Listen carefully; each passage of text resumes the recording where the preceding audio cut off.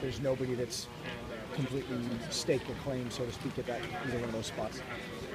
Does Marcus use the brace? One, the designated question back there. Does he use the brace all week long in practice? Really rare. Like he said. I don't know to either one of those questions, and I'm not being evasive. I think some guys. I don't know. Did that hamper his ability to run, his speed? Did you notice a difference? Does a brace do that with the player? Some guys. It's funny. Braces now. The technology is such that they're so much lighter than they used to be, and some guys don't notice them. Some guys if they wear a sweatband, they feel like they're adding 20 pounds. So it's just, it's kind of one of those things that you have to just get over and get through. And he's done that really well. A lot of quarterbacks wear braces. Yeah, a lot of. Did you wear a brace when you played? Well, I must have wore like concrete boots or something. I don't know. But yeah, the braces have definitely changed a lot since then, and a lot of places, offensive linemen have to wear braces every day. A lot of places, quarterbacks wear them on their front leg. There's different both science and psychology to that is mixed. What are the challenges of facing a quarterback that's tall? Yeah. Well, if he's just tall, we can deal with that. But if they can throw and run, then that adds some different dimensions. And he's a guy that has been very productive at both at times. They've struggled a little bit lately, and that's for various reasons. I think they've played some really good fronts and been in different situations in games where they've managed things differently. But that guy can run, and he's run against everybody.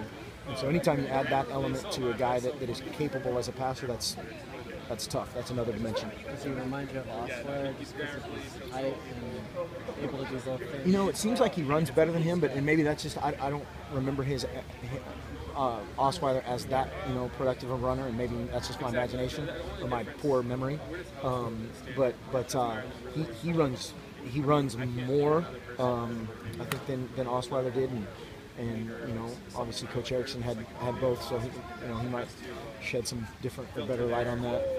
He's been inconsistent this year, obviously, but when he's at his best, is it the running ability that makes him more dangerous, or what is it? Well, it's both those things. Whenever you have a guy that can do both, it's tougher to defend. If I'm a linebacker in my zone drop and I hesitate because I think the guy can run, now I just opened up something behind me, or vice versa. If I'm more concerned about the vertical threat of the passing game, and he pulls it down and runs, then there's a 10-yard gain and he slides and you're frustrated. And so that's where you have to do your job within the scheme and tackle him. Most of the teams that have played Stanford this year really struggle in their next game. How important was it to have those extra 2 days off, just the physical nature of that game? Yeah, I don't think it was the physical nature so much as the mental and the psychological. I think our guys got punched in the gut and we've responded by working hard, and that's step one, and then step something else other than one is going out and getting a win and getting that taste out of your mouth. What about their defensive line? They're really good. They remind me kind of the really, really good Arizona line a couple years ago with both those ends of the guys that are still playing in the NFL. They're really productive, fast, physical guys. 250, 260-ish, great burst. And then inside, they've rotated a bunch of big, thick, powerful guys. When Arizona State's center, they just picked up and threw him about 5 yards back one time on a tackle for loss. And that's where we've got to play with great pad level. We've got to change up our scheme in terms of who we're reading and how we're going about that stuff, and just playing fundamentally sound football.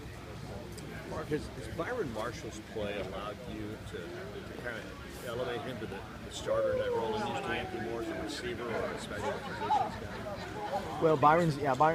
Anytime you have multiple tailbacks, obviously that's a good thing for your run game, and a good thing for trying to be more versatile with some of those other guys. And Byron's a guy down the road that I think will fit in that role as well, because he's one of our best receivers.